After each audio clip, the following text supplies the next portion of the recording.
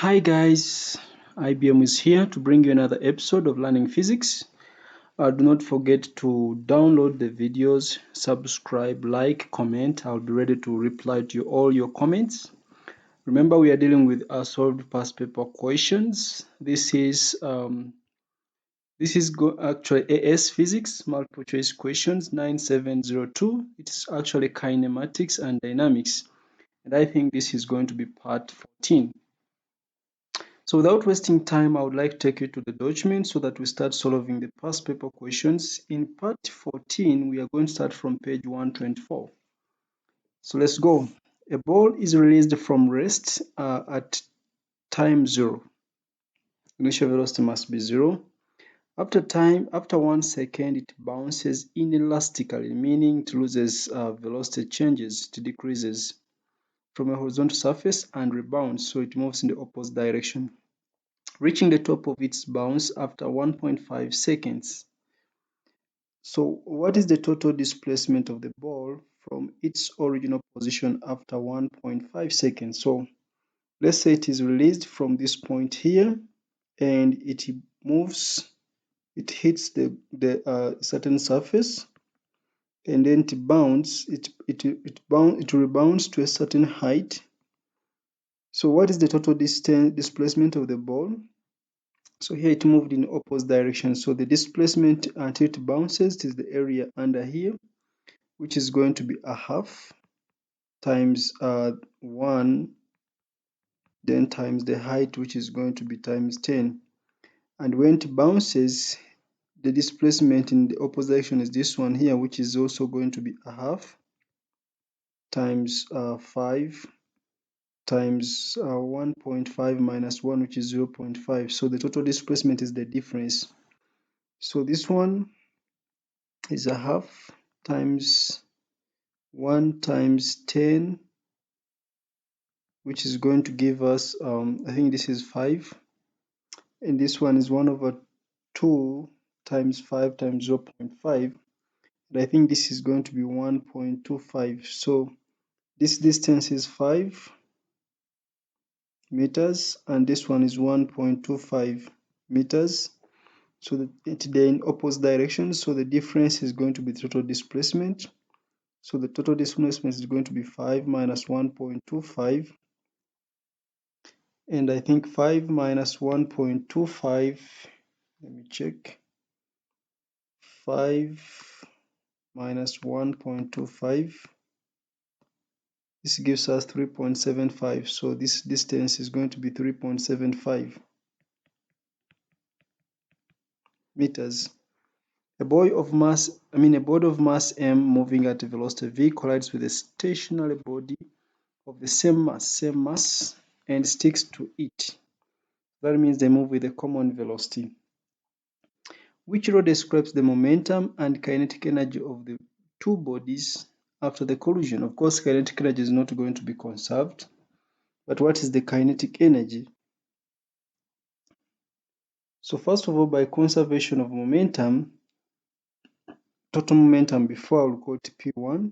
For the first body, it is mass times its velocity, which is V, and the other one was stationary. So total momentum, this should be the total momentum after. Total momentum must be conserved. So the answer, total momentum after the collision, should still be mv. So we ignore C and D. Then for kinetic energy, of course, if we use this, if we use the total momentum still should be mv, we can find the speed after collision. So m times v, that's total momentum before, should be equal to total momentum after. Because they had the same mass and stick together, total mass becomes twice m, and let the total velocity with which they move be v2. So it means v2 is going to be equal to m cancels out. So v2 is going to be a half times v. So let's find total kinetic energy before. Initial kinetic energy before is going to be a half m v squared, because it was only one mass which was moving. Then total kinetic energy after is going to be equal to a half. There are two masses whose total mass is twice m. Then the velocity of the masses is going to be v2 squared, which is going to be a half times v, but this is squared. So when I simplify this, this is going to be m into 1 over 4 v squared. So that is m a quarter mv squared. So the answer here is going to be A. A molecule of mass m traveling horizontally with a velocity u hits a vertical wall at right angles to its velocity. At right angles to its velocity, that is perpendicular. It then rebounds horizontally with the same speed. What is the change in momentum? So since it rebounds with the same speed, I can try to sketch this. So momentum towards the wall is going to be m times u. The momentum away from the wall is going to be negative m times u. So if we try to find a change in momentum, it is going to be negative mu minus mu, or it can be mu minus negative mu. So this is negative 2 mu, or it can be positive 2 mu. The magnitude is the same. So the answer is going to be D. A bullet is fired horizontally with speed v from a rifle. For a short time t after leaving the rifle, the only force affecting its motion is gravity. The only force affecting its motion is gravity. The acceleration of free fall is g. Which expression gives the value of the horizontal distance traveled in time t over the vertical distance traveled in time t? Okay, so it is projected, it is fired horizontally. So if I try to sketch this, it is a horizontal projection, so it follows that kind of path to hit the ground. So if we consider S equals to ut plus a half at squared, for horizontal motion, S in the horizontal is equal to initial velocity in the horizontal, which velocity is v, times the time of flight, which is t. Remember, the acceleration in the horizontal is 0. If I consider vertical motion, S in the vertical is going to be initial velocity in the vertical is 0 because it was initially moving horizontally, then plus a half times acceleration, which is g, then times t squared. Of course, the time is the same whether in the horizontal or the vertical. So which expression gives the value of the horizontal distance traveled over the horizontal distance traveled in vertical distance traveled in time t? So we are dividing a half g t squared divided by v vt. No, it's the other way around. It's vertical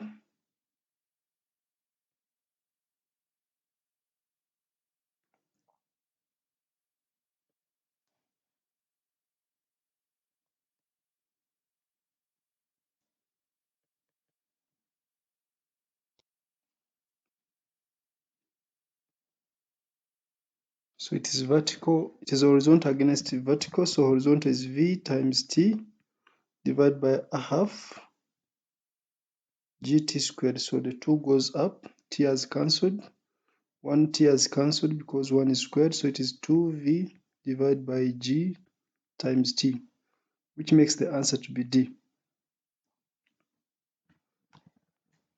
A tennis ball falls freely in air from the top of a building, so air resistance is not negligible. Which graph best shows the variation of distance s fallen with time t? First of all, if it falls in air, there should be a point where the acceleration will be equal to 0. At this point, the velocity should become constant.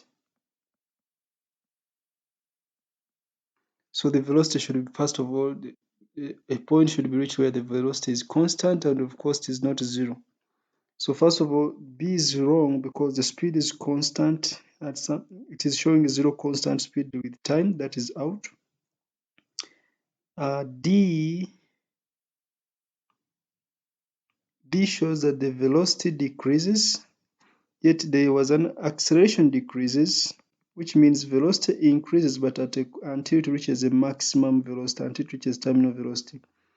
D is wrong because D shows that the velocity decreases, yet it actually increases. Remember, the velocity is the gradient of the speed time of the distance time graph. The velocity is the gradient, and since we must reach constant velocity, we must reach a straight line so that the acceleration becomes 0. So this one is showing the velocity increases to infinity, that is out.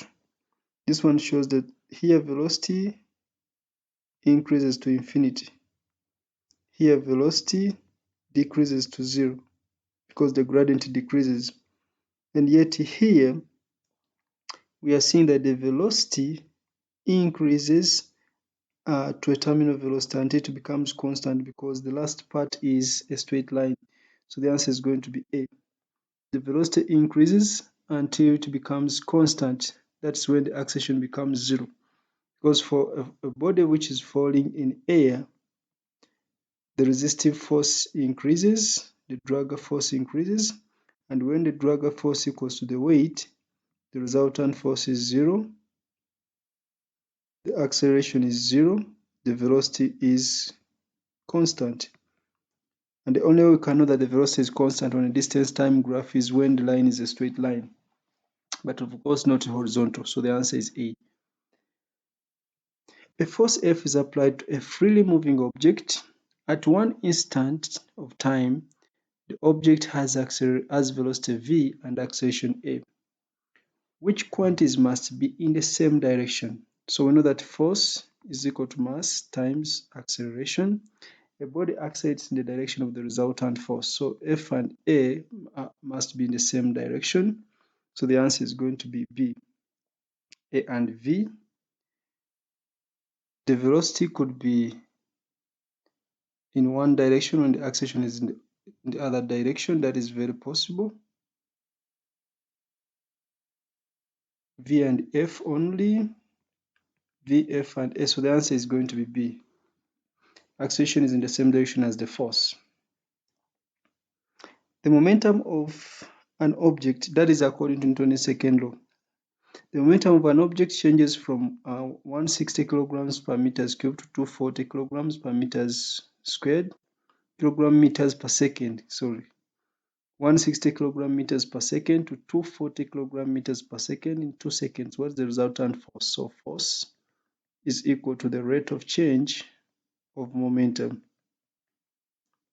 So this is going to be 240 minus 160 divided by 2. So 240 minus 160, that is 80, divided by 2, that is 40. So that means the answer here is going to be 40 newtons, which is A. A car accelerates in a straight line. A graph of the momentum of the car is plotted against time. What is evaluated by finding the gradient of the graph? Momentum against time. So if we have a graph of momentum against time, force is equal to the rate of change of momentum, and this is going to be the resultant force. So the answer is going to be B. The resultant force is the rate of change of momentum.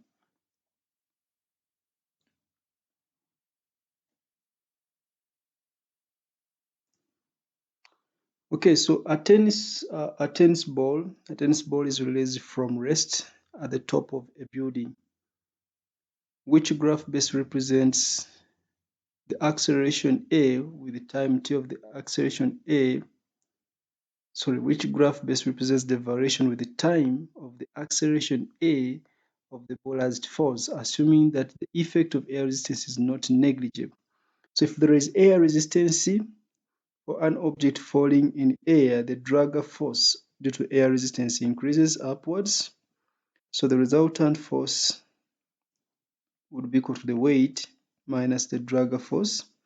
And since the drag force increases, it means the resultant force decreases. But remember, the resultant force is equal to mass times the acceleration. So since the resultant decreases, the acceleration also decreases. So the acceleration must decrease. So we ignore A We ignore C because C is showing an increase in acceleration. So we have to choose between B and D. But then a point reaches when the weight equals to the drag force, so the resultant force will be 0. So the acceleration should be equal to 0. So when you look at the graph, B cannot go to 0. So this one is wrong because it's already horizontal. So there is only one possibility of the only possibility of going to 0 is D. Because if you prolong D, there's a possibility of it touching the x-axis. So the answer is going to be D. The graph should go to 0 at that point. A boy throws a ball vertically upwards. It raises to maximum height where it momentarily stops, where it is momentarily at rest. So there V becomes 0 in the vertical, and then falls back to his hand. Which row gives the acceleration of the ball at various stages? So let's sketch a velocity time graph for this ball. Velocity against time. Since it is thrown vertically upwards, it starts with a certain velocity.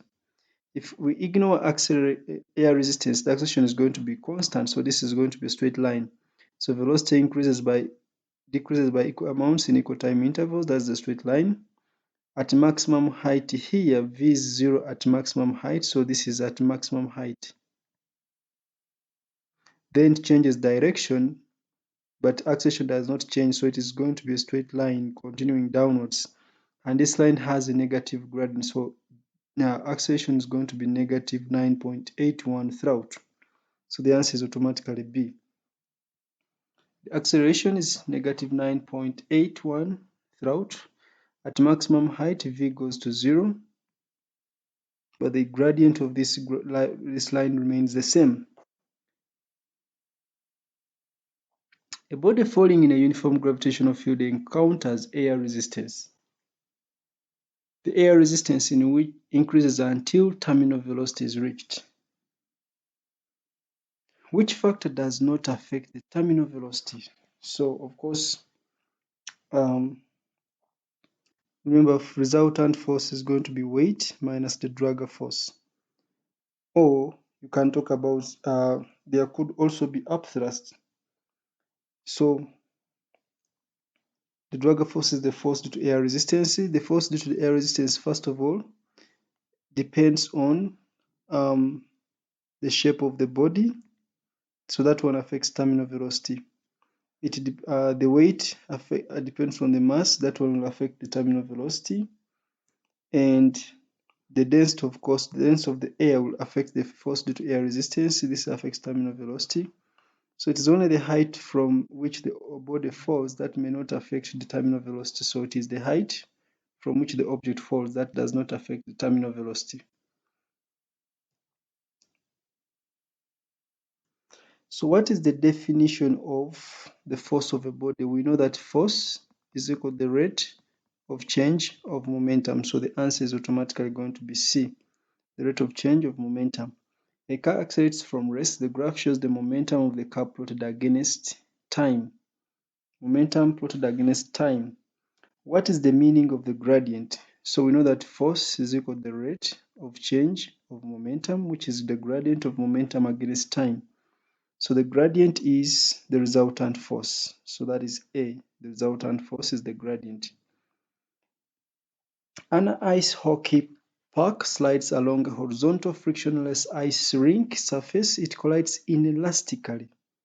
It collides inelastically with a wall at right angles to its path and then rebounds. That means there has been a change in direction along its original path.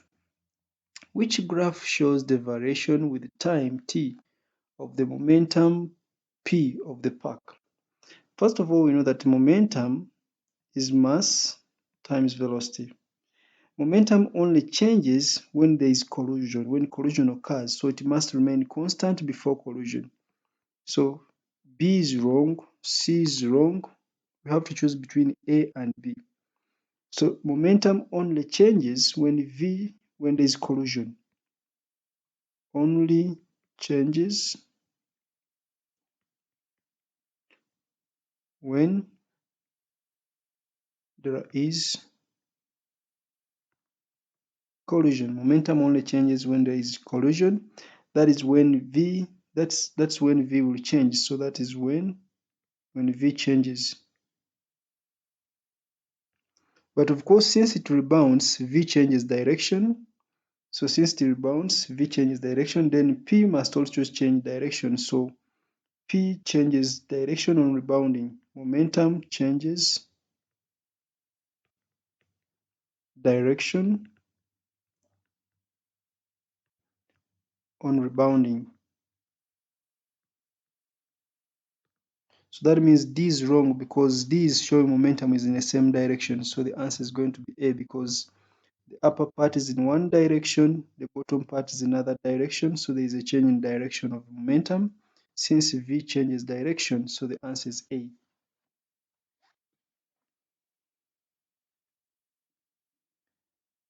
The velocity of an object during the first 5 seconds of its motion is shown on the graph. During the first 5 seconds of its motion is shown on the graph. What is the distance traveled by the object in this time?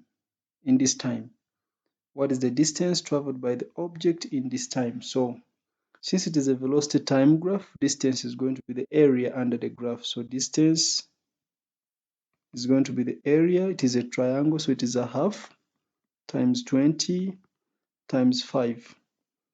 So this gives us 50 meters. So the distance is 50 meters. Then a stone of mass m is dropped from a tall building. There is a significant air resistance. There is some air resistance, so that means the acceleration must decrease because the resultant force decreases. When the stone reaches terminal velocity, which information is correct?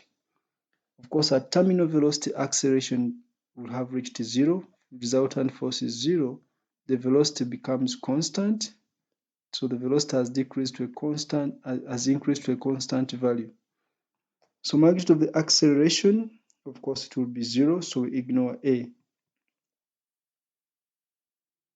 The magnitude of the force of gravity, which is the weight does not change. Remember, resultant force is equal to the weight minus the dragger force. When the weight equals the dragger force, the resultant force is 0. The weight does not change, it remains mg. The weight remains mg. So it means we ignore the one which is saying that the weight becomes 0. The weight of the body does not change. For a falling body, it is the air resistance. The weight remains constant. It is the force, the dragger force, which increases until it becomes equal to the weight. At that point it reaches terminal velocity. So the answer is going to be B.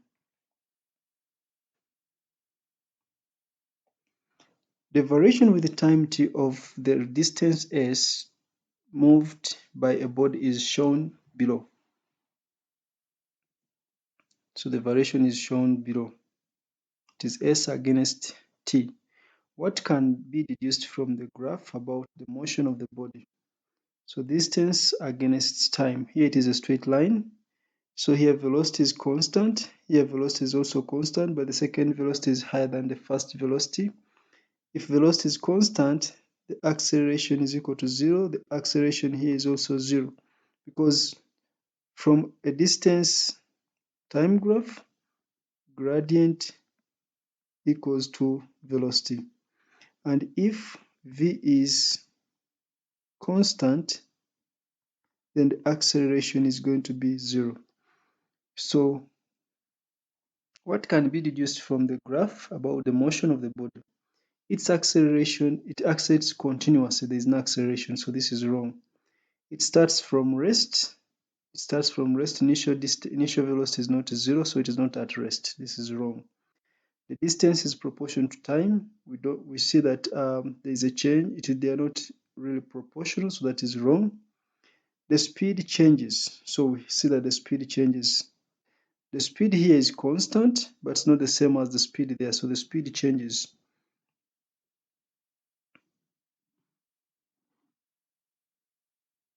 So the speed changes at this point here. It is constant here, but this gradient is not the same as this one. In other words, the speed here is not the same as the speed in the second part of the graph. So we say the speed changes. after some time, of course. A golf ball is hit by a club. The graph shows the variation with the time of the force exerted on the ball by the club. Okay, do not forget that force is equal to the rate of change of momentum. So which quantity for the time of contact cannot be found from the graph? So from this graph, we can find the maximum, we can find, of course, the average force with time. Just get total force, divide. We can find the average force because this is symmetrical. We can find a change in momentum because force is the rate of change of momentum. Of course, we can also find the contact time from the graph. We can find the contact time from the graph, but we cannot find the maximum acceleration. We cannot find the maximum acceleration from that graph. So the answer is going to be that. Remember, change in momentum is going to be force times t. A group of students investigating the principle of conservation of momentum use a small truck traveling over a frictionless surface. Sand is dropped into the truck as it passes X. Sand is dropped into the truck as it passes X. At Y, a trap door in the bottom of the truck opens and the sand falls out. Okay, so at Y, a truck door opens and the sand falls out. How does the velocity of the truck change when the sand is added to the truck at X? Of course, it must slow down, the velocity decreases. Definitely the velocity decreases at X and then leaves the truck at Y. How does the velocity of the truck change when the sand, of course at X it decreases, but then at Y it is going to remain the same according to Newton's sand is dropped into the truck as it passes X.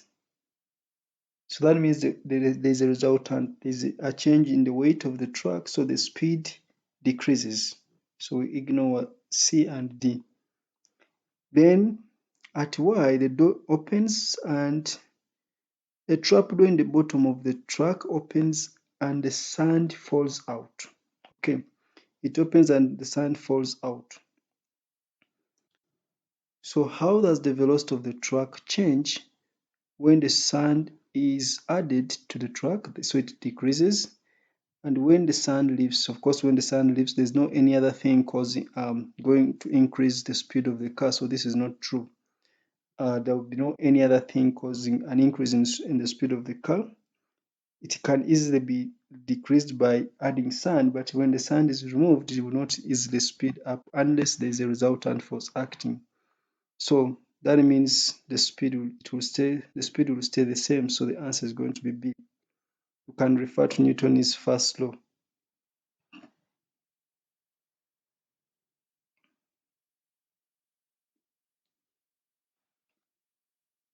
So the answer is B there.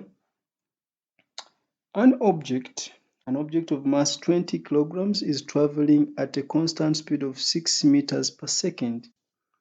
It collides with an object of mass 12 kilograms traveling at a constant speed of 15 meters per second in opposite direction. The objects stick together, so they move with a common velocity.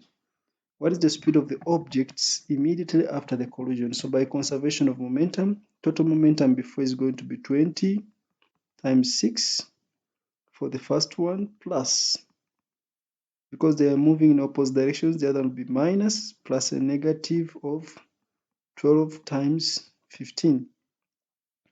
After collision, they stick together, so we add the masses, 20 plus 12, which is 32, times the common velocity v. So I'll just press my calculator, 20 times 6, that is 120, minus 12 times 5, which is 60. Then I will divide this by 32. So that is 1.9. So V is going to be 1.9 meters per second. So the answer is going to be A. No, did I press my calculator correctly? 20 times 6 minus 12 times 15, not times 5. So that is negative 60. Anyway, it gives us the same thing, 1.9. The graph shows a velocity time graph for a vehicle. The vehicle moving at 4 meters per second begins to accelerate at time equals to 0. What is the vehicle's acceleration at time equals 3 seconds? Vehicle's acceleration at time equals 3 seconds. So at 3 seconds, I'm just going to draw a tangent to the curve, because the gradient is the velocity, it's the acceleration. So at 3 seconds, I'm going to get an approximate value. So I will draw a tangent which is symmetrical to the curve.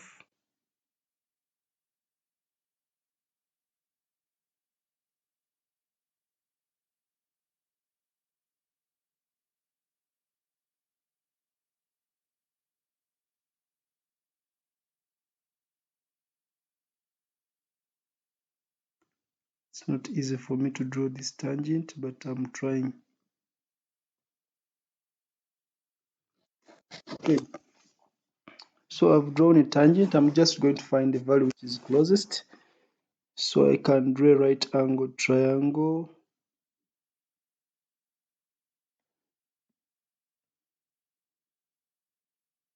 To use it finding the gradient. So the acceleration is going to be the change in v over the change in t. So v is changing from 2 to 12. Then t, I'll approximate this to be approximately 0.5.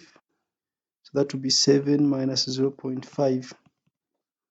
So that is 12 minus 2 divided by 7 minus 0.5.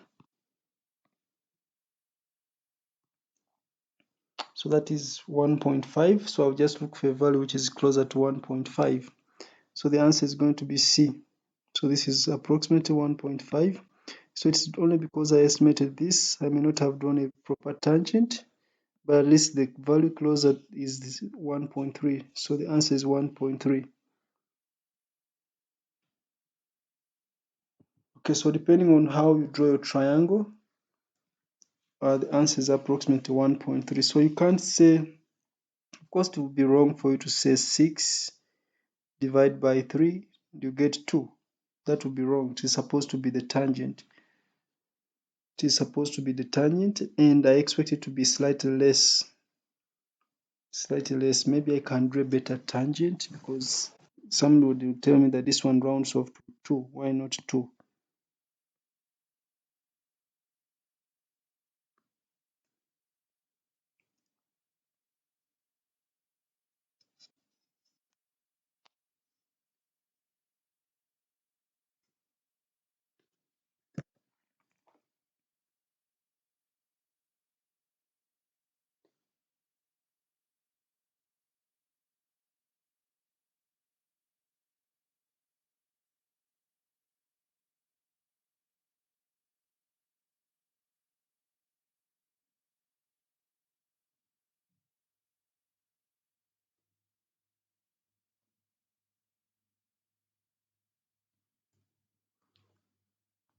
It's not very close.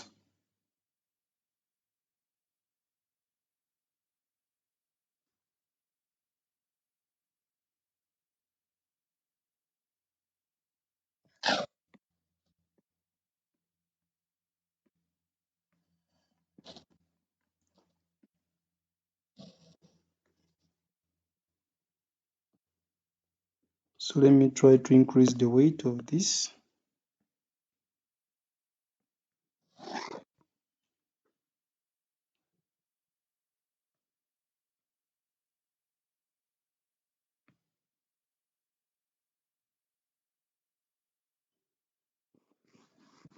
Okay, so that is, if I prolong this here, I'm trying to estimate. So if I divide this into 8 minus, so if I divide it into 2 sections, this is going to be approximately 8.2 minus That is approximate 2.4 or 2.2 divided by 5 minus 0. That is 5 minus 0. Okay, if I take 5 minus 0, then this is going to be, let me check, 8.2 minus 2.2 divided by 5. That's 1.2. So I'm getting this as 1.2. Acceleration is 1.2. So it means the most appropriate answer is going to be 1.3 and not. It depends on how you draw this tangent here. So I will draw another. If I draw another tangent, this is what I'm getting here. So that is, I will ignore this. So the answer is approximately 1.3. Depending on how you draw your tangent, when you print this, it becomes easier for you to draw the tangent. A small steel ball falls freely under gravity, being released from rest. Initial velocity must be 0. Which graph best represents the variation of the height h of the ball with time t? It is a small steel ball. So h, the height, we are representing the height against time. So the height decreases. So d is automatically out. The height decreases when it is falling. But as it is falling, the speed increases. So as h decreases, the speed increases. The speed increases. Remember, the velocity is equal to the gradient. So it means A is going to be out because A is showing that velocity is constant. It must increase. So C is also out because C shows that the velocity decrease because C is showing that the velocity decrease because the gradient is decreasing. Remember, the velocity is the gradient. So the answer is going to be B because the velocity here increases since the gradient is becoming steeper. So the answer is B. Two equal masses travel towards each other on a frictionless air track at speeds of 60 centimeters per second and 40 centimeters per second. They stick together on impact. What is the speed of the masses after impact? So since they stick together, they move as a common mass. So they are equal masses. So this is m, this is m. So by conservation of momentum, the first mass m times its velocity, which is 60. I will not change the units, plus negative velocity to the right positive, the left negative. So plus negative 40 times m, that is total momentum before collision, should be equal to total momentum after collision. Since they stick together, their total mass is 2m, and they move with a common velocity v. So m has cancelled, of course. M cancels out. So notice that v is going to be 20 divided by 2, which is 10 centimeters per second. So they move with a common velocity of 10 centimeters per second. So the answer is going to be A. A brick weighing 20 newtons rests on an inclined plane. The weight of the brick has a component of 10 newtons parallel with the plane. The brick experiences a frictional force of 4 newtons. Okay. What is the acceleration of the brick down the plane? Of course, acceleration, since the weight has a component of 10 newtons down the plane, then acceleration is going to be the resultant force divided by the mass, where the resultant force is 10 minus the upward force of 4 divided by the mass. The mass is going to be the weight divided by g.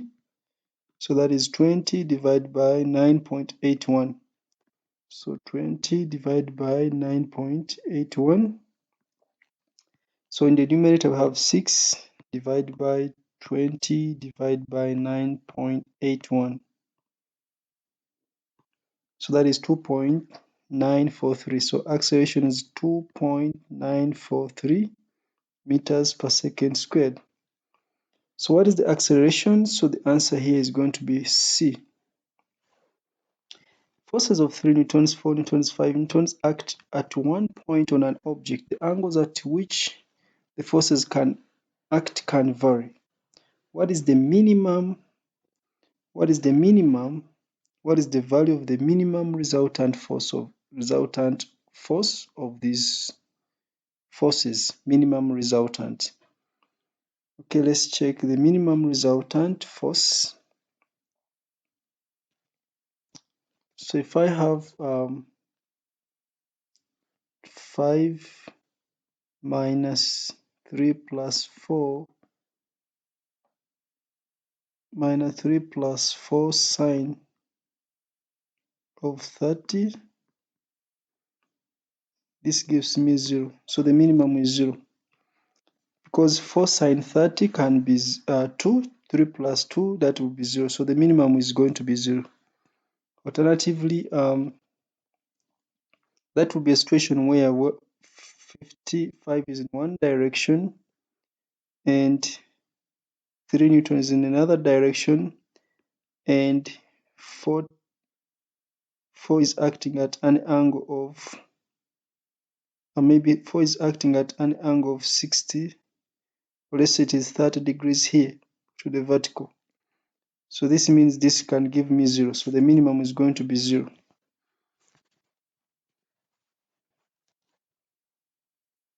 A ball is thrown horizontally. A ball is thrown horizontally in still air from the top of a very tall building. The ball is affected by air resistance. So this is very important. It is affected by air resistance. It is thrown, remember, horizontally. It is affected by air resistance. So that means velocity in the horizontal decreases because it is affected by air resistance. Then velocity in the vertical, it is going to increase because there is an acceleration, but the acceleration, remember, decreases. So the velocity in the vertical increases to a maximum value, which we call terminal velocity. So it tends to terminal velocity. So Vy finally becomes maximum.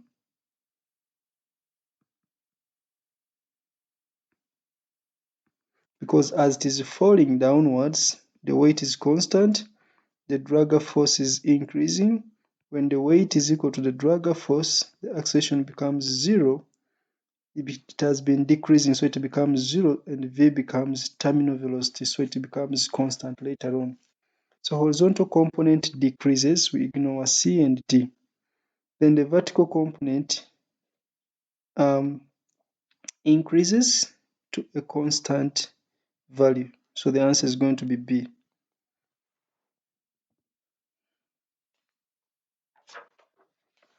So the vertical component is going to increase to terminal velocity.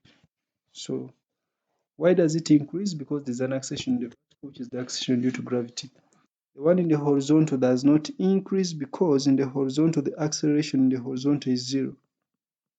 Since there is air resistance, so V in the horizontal just decreases. The velocity time graph is for a stone thrown vertically up into the air. Air resistance is negligible. Of course, it is thrown vertically into the air, but again, air resistance is negligible. The stone is thrown up at time t equals 0. Area x represents distance of 5 meters, so 5 meters going upwards. Here it is at maximum height when v becomes 0. This is maximum height.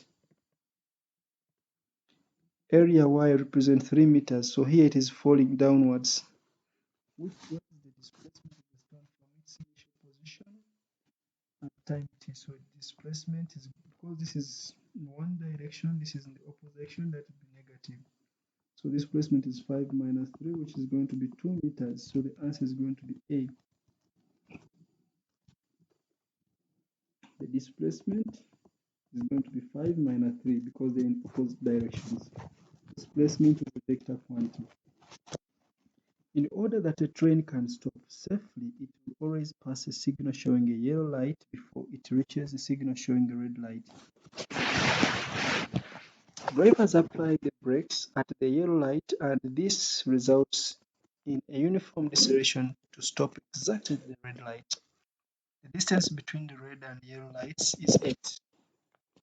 What must be the minimum distance between the lights if the train speed is increased by 20% without changing the deceleration of the train? Okay, so let's say this is the yellow light and this is the red light. So here it comes with inertial speed u, and here it must have velocity equals to 0 at that point. So if the acceleration remains constant but negative because it's a deceleration, then I'll use the equations of motion. For the first case, I'll say v squared equals to u squared plus 2as.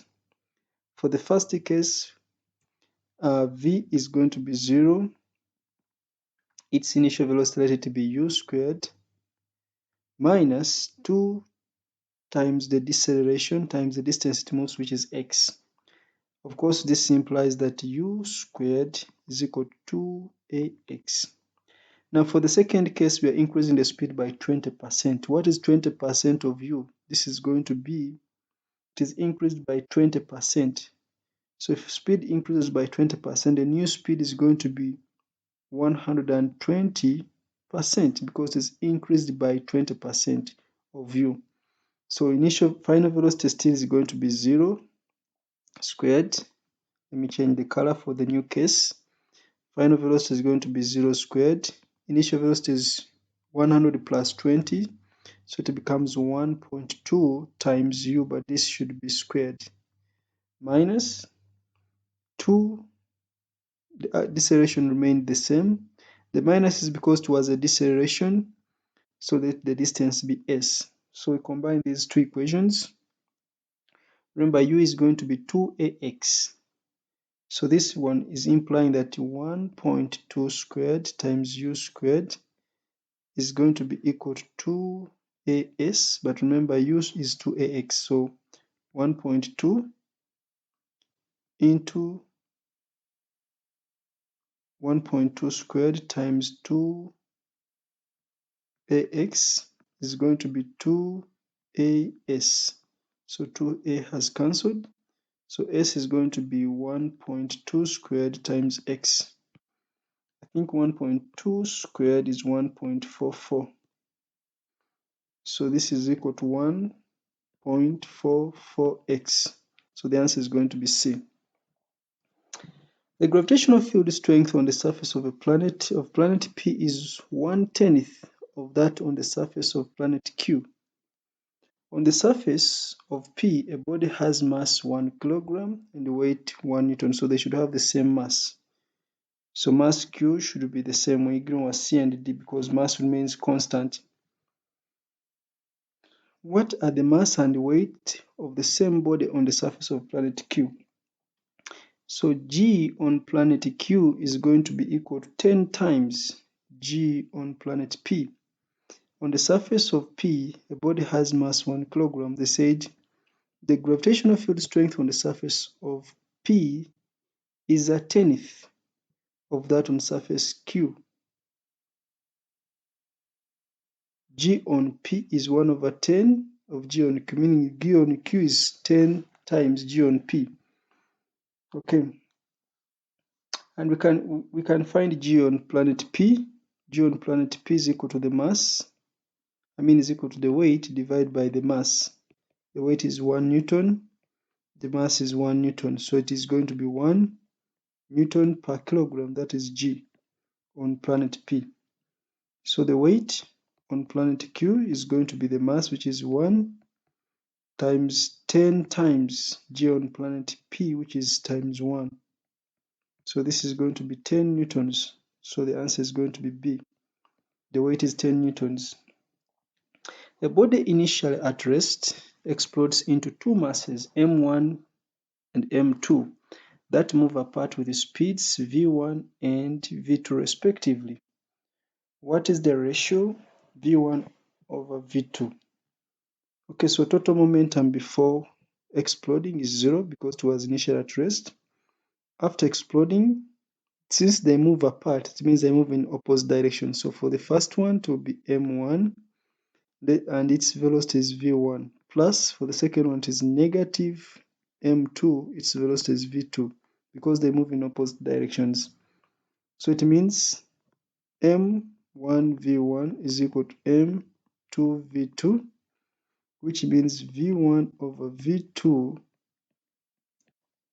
is going to be equal to m2 over m1. So the answer is going to be B.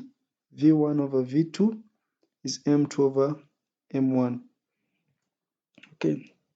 Two experiments are carried out using two trolleys of equal mass. They have equal mass. All moving parts of the trolleys are frictionless. There is no friction.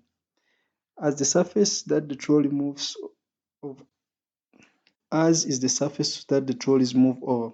In both experiments, trolley X moves towards trolley Y, which is stationary. So this is initially at rest. Initial velocity is 0. After the collision in experiment 1, X is stationary and Y moves off to the right. Okay, so that means this is going to be elastic because the relative speed of approach is equal to the relative speed of separation. After the collision in experiment 2, the trolleys join and move off together. So this is going to be inelastic. Why? The relative speed of approach is not the same as the relative speed of separation. Before collision, this one has speed, the other one is 0. There is a change in there's a relative speed of velocity which is not 0. But after collision, since they join, they stick together, the difference in their speeds is 0 because they move with a common velocity in the same direction. So this is inelastic.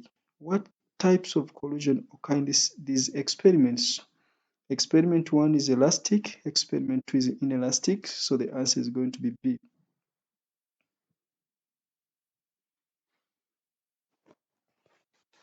Okay, lastly in part 14, the diagram shows a lift system in which the elevator mass m1 is partly counterbalanced by heavyweight mass m2. At what rate does the motor provide energy to the system when the elevator is raising at a steady speed v? G equals acceleration of free fall. At what rate? Okay.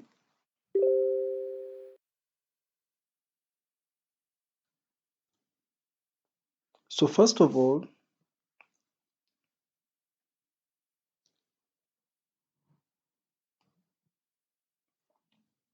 let us look at this situation here. Let's assume let's draw a reference point at the bottom here, and this one is going to move through a vertical height h1, and let this height here be h2. So the gravitational potential energy of the masses must change continuously and at a steady rate because they are moving at a constant speed. So the gravitational potential energy must change at a steady rate. So this side, potential energy, gravitational potential energy, this side is going to be mg h1 if it raises. And on this side, gravitational potential energy is going to be m,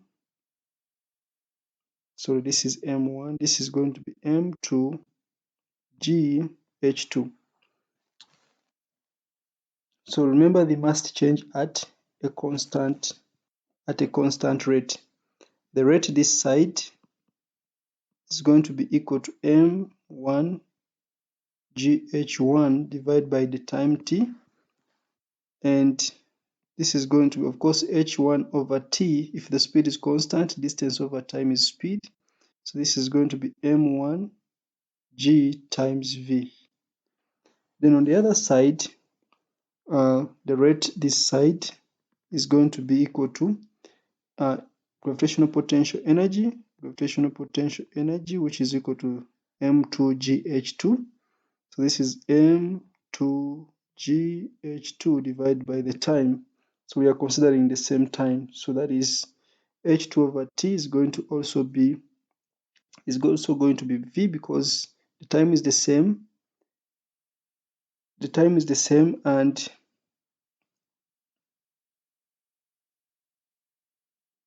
okay, so the rate this side is going to be m2 G times V. So that is the rate at which it changes on both sides. So if the power of the motor is P, let the power of the motor be P. So if the power of the motor is P, let the power of the motor be P. So it means, note that on the left hand side, the rate is greater than the right hand side. So that means the power of the motor is going to be added to the right hand side. So it means that M1 G times V should be equal to M2 G times V plus the power of the motor.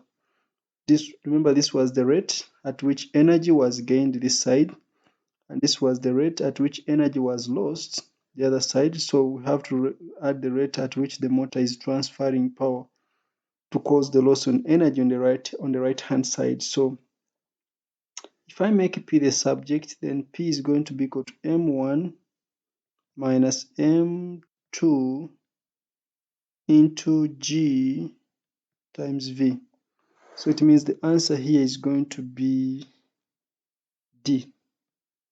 The answer there is going to be D. So I want you to note that the gravitational potential energy of the masses changes continuously and at a steady rate, at a constant rate. So the rate on the left hand side is going to be M1 GH1 over T, which is M1 G times V. And the rate on the other side is going to be M2 GH2 over T. Because it changes at a steady rate, it means H2 over T is also HT over time T is also going to be this is also going to give us V. So the answer is going to be D. So I think that should mark the end of. I can add one, so that is exactly 1 hour. A football is dropped from the top of a 3-story building. It falls through air until it reaches the ground. It falls through air, so it undergoes its acceleration is supposed to decrease if it falls through air until it reaches the ground. So it will reach the ground with a terminal velocity. What remains constant throughout the fall? Of course, it is the weight. The acceleration decreases to 0, it reaches terminal velocity. The air resistance increases. Force due to air resistance increases because force is directly proportional to the speed squared. Of course, the speed increases as the body falls. As the body falls, speed increases. So it is only the weight of the football which remains the same throughout the motion. So the answer is going to be the weight of the football. So let's start from here in part 15. Part 15 will start from here. Okay, so I hope you have learned something from these videos. Do not forget to subscribe on your way out. Share the videos, share the documents in the video description. Just click on the links and share the documents with your friends. And you can always leave a comment. Anything which is not clear, I can always try to rectify it. Until next time, bye bye.